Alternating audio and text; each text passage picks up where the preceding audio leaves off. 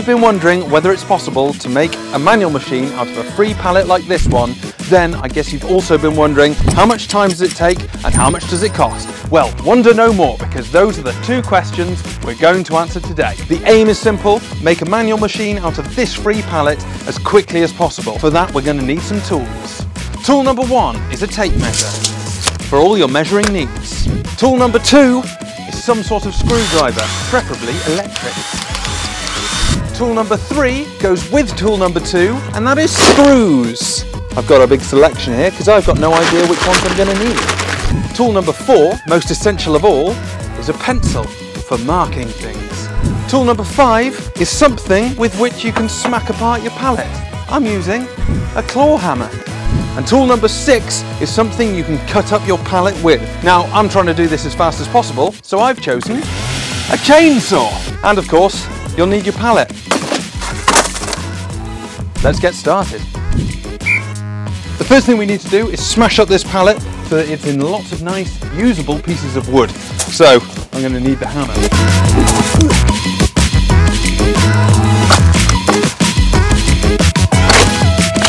Maybe I should just bash them in.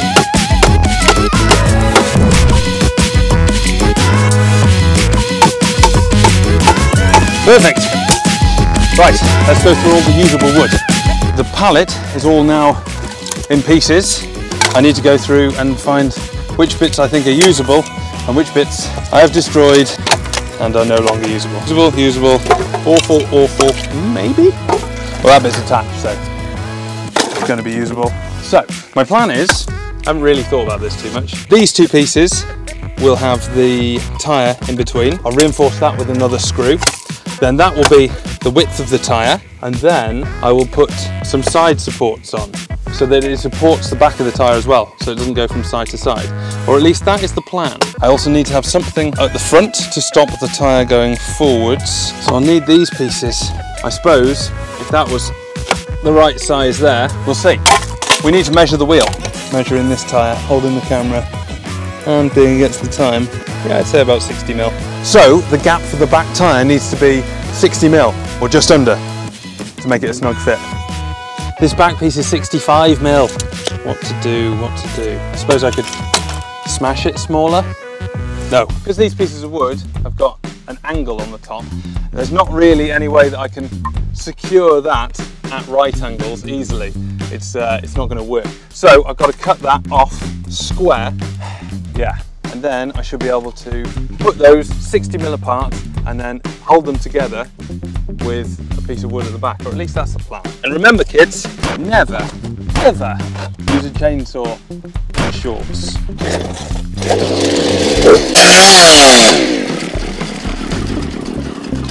Perfect.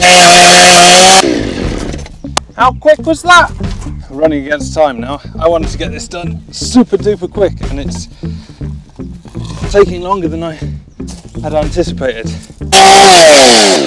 What time are we on? We are on 11 minutes. Let's start off with doing this one. Great, and split straight away. Never mind, live and learn. We can just make up for the splits with more screws. Did I mention the fact that this is definitely not a tutorial? I should have 60 mil at the back. Yep. So we want this piece. Yeah, let's call it that. We got time constraints, no time for accuracy. So I now need to attach these pieces. I should probably measure close enough. Now that doesn't look pretty at all, but I reckon it could work. I reckon that's almost done. Very nice.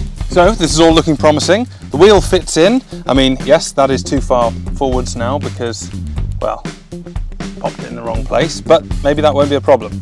I haven't got time to sort it though. This is all working. That seems secure-ish.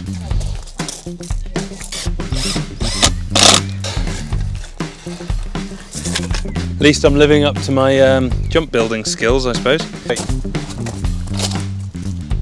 It stopped recording. That's irritating.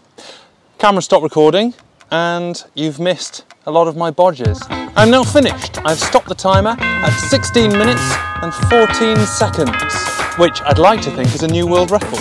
Let me walk you through some of the intricacies of my design. 2 big pieces of pallet at the bottom, which I've cut at right angles so we can put these 2 smaller pieces of pallet at the back.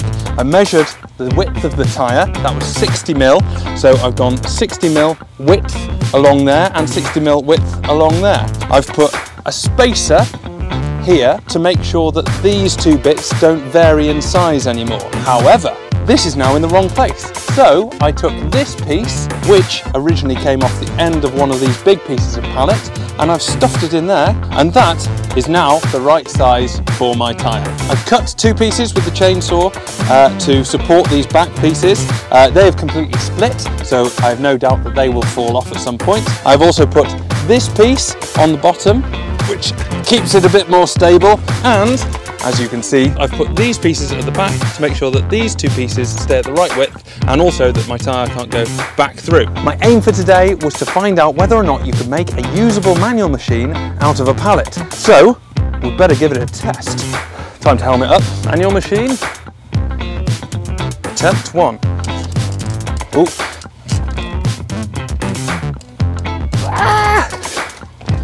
Manual machine working. There we have it. A usable manual machine out of a free pallet in just 16 minutes and 14 seconds. Yes, it's a little bit rough around the edges. Yes, it could do with some refining, but the point is it works, it was free, and it only took me a quarter of an hour. So until next time, peace. It works!